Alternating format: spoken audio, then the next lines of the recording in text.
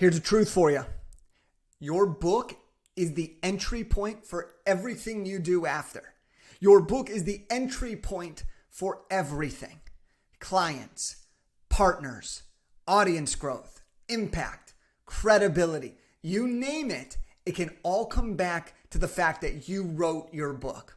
All right, this is going to be some do's and don'ts if you are using a book to start a new business and you really want to generate some cash quickly, but also in the right way, okay, that can last a long time.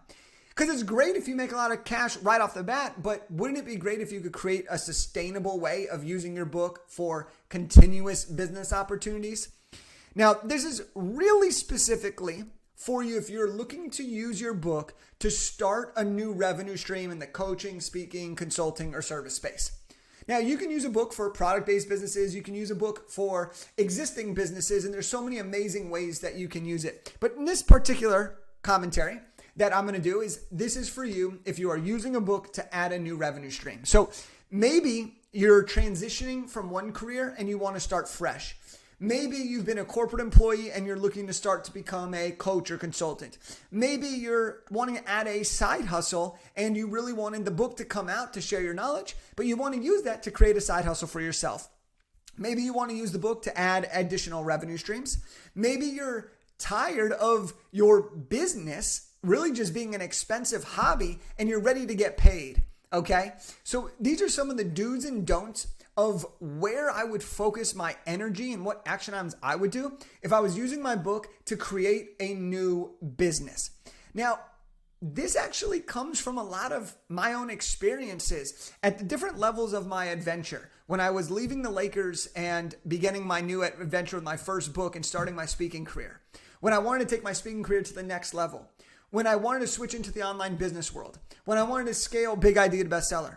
Every key milestone of my professional adventure has been marked by a new book. And so I have figured out, and with working with hundreds of people on helping them do the exact same things, I've kind of figured out what works when it comes to how you should spend your time and attention so that you're not wasting time trying to do everything, but instead you're focused and intentional on doing a few things really, really right. So here are the things that I would personally do if I was writing a book and I was using it to generate revenue on the back end and starting it. Number one is I would get very, very clear on my asks and who from. Okay, so what I mean specifically by this is when your book is ready to be released, who are you asking for? Who are you asking and what are you asking them for? So for example, you may have a really hard goal of hitting bestseller status. Well, who are you asking to buy the book? Maybe you want reviews, okay? Maybe you want to focus on getting a lot of climbing the sales rankings, right? Maybe you want to focus on book sales. Whatever your core focus is that you want to do initially, you need to get clear on that ask. Maybe it's you want to get clear on getting on podcasts. You need to know who are you going to ask that can get you on these shows. You need to write, here's a do. You need to write a great book on a very specific topic that is very, very clear to the reader. If you are trying to build something from scratch, you don't want to have confusion. The more specific you can make it that it leads directly to the next thing, the more obvious it will be what they could do next. Another do is develop a core offer that is scalable directly related to the book. Here's what I mean by this. If you are writing a book, your offer should be a direct extension of what the book teaches. Big idea to bestseller. And then big idea to bestseller of the program, it is an extension of the book that's more in depth at a higher price point with more support. Because when people read your book, they're going to get excited about you, your coaching style, your personality. They're going to want the next thing. Okay? So develop your core offer and don't make 14 offers.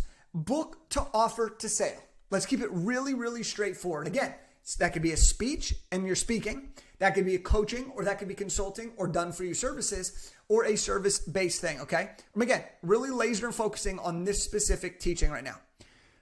While you're doing the book and as it gets closer to launch and after launch, talk about your book a lot, all right?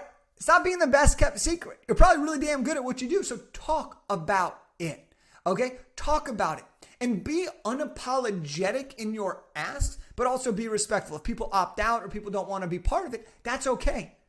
You don't need everybody to like it. You need the right people to love you, okay? Next, Do give the book to power partners. Make a list of 50 to 100 people who you want to be in touch with, who have inspired you. Make that list. Find a way to send them a copy. Reach out to their assistants. It's often a great way to get through the door. DM them directly. People are more responsive than you think. But literally do that, because then they might promote the book. They might build a relationship with you. And one partner could be the difference in a $10,000, $20,000, $50,000 potential partner and contact. Okay? Next is do track your metrics. Okay? Track how many books are you giving out and what cost. How many leads are you bringing in? How many booked calls are you having? What is your conversion rate on that offer? When you do the math, it makes it very, very easy. I'm going to give you an example here. Let's say you have 100 leads. And of those 100 leads, 10 of them book a call. Of those 10, you close at 30%. That is 3 new clients. Let's say your offer is $5,000. That is $15,000. For every 100 leads you have, you generate $15,000. If you want to make $90,000, you need 600 leads to get to $90,000. When you understand the metrics, you can make it more repeatable. And that's why you don't have to have a million different offers. Okay? Start with your inner circle. Start with your inner circle and expand outward. Most people try to expand outward first. But start with the people that you've already built great relationships with. Start with the people that you already know, trust. Start with the people that are already wanting to help you. So I love to start with friends and family, people that are closest to me. You can make a lot more asks and you can be much more clear. Then expand outward a little bit. Colleagues, acquaintances, coaches. Okay, they're going to want to support you. Think about people you've invested in. They're going to want to invest in you. And then start to expand even further into people that don't know you or other people's audiences. Oftentimes, you don't need 1 million people to make $1 million. You need the right people that need what you have. And so it's better to go friends, family, coaches, colleagues, acquaintances, people you don't know, other people's audiences. That's the circle, right? So those are the things that I would do, okay? If you are writing a book to generate revenue in the service-based business, consulting, coaching, speaking, etc. Here are some don'ts that I would do not do. Some don'ts when it comes to this, at least not right away, is I wouldn't spend time making a fancy website. Sure, maybe get a one-pager or maybe get something that works, that has a place where people can see your digital footprint. But don't spend $25,000 on a website before you have anybody ready to come to you. Focus on driving the attention. Focus on the book. Don't try to design a ton of branding for the coaching offer and have all the materials. Don't build it and they will come. That's like the thing, right? Instead, get them to pay you, then build it, and they're already there. And so this is a lesson that I learned when I shit the bed completely, is I tried to build everything on the back end before I had actually sold. And what that did was that cost me so much time, a lot of money, and a lot of wondering, shit, is this even for me? And so what I would encourage you to do is sell the shit out of this thing, make sure you can deliver, and then build out the bells and whistles. When I did my professional basketball combine, we had proof of concept that it was great. Then we started to add more things to make it sexier, more amazing, and even better, and increase the value, which ultimately led us to be able to increase the sponsorships and the dollar amounts. Okay. Do not focus on creating 1 million different offers or 1 million different promotions. Okay. Stay locked in, stay focused. Okay. Do not, and this might be my biggest one when I think about writing a book to generate business, is do not try to copy what everyone else does on their launch. You got to find the strategy that you want to implement. Why? People are playing at different levels. People are playing for different strategies. People are playing different goals. People have different team sizes. People have different budgets. But most importantly, people are playing a different game than you. And so you're trying to compete at somebody else's game, you're going to lose. But if you compete at your game and you get really, really clear, you're going to win. You're going to win, okay? And this is the biggest thing. So when it comes to writing a book and using that book to generate business and to generate business quickly, focus on the book, talk about the book, get people aware of the book, lead them to a coaching offer, invite them to the coaching offer, sign the deal. Deliver great services, get referrals, add the bells and whistles. Do not try to have everything all figured out before you even begin. This is a process, but it's a process that you can do because we've seen it done over and over and over and over and over again. We have people that write their books. They get nothing for speaking beforehand. Now they get $8,000.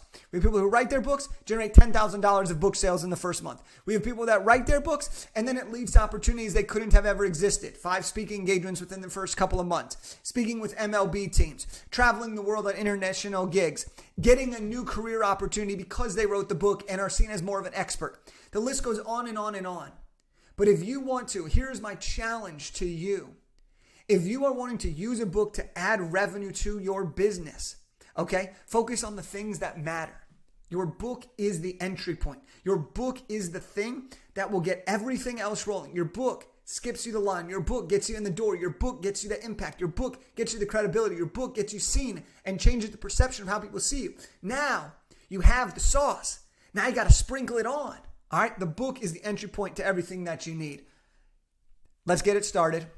And if you want to get more information on how to actually build this thing out, I want to give you a free copy of my book, Big Idea to Bestseller. And you can go to bigideatobestseller.com/free-book. That's bigideatobestseller.com/free-book. And just plug in your information. There's a small shipping fee. Cover that and we'll actually mail you a paperback copy directly to your doorstep. And that's going to give you the step-by-step roadmap of how to write, publish, and launch a nonfiction book so that you can grow your business and make an impact.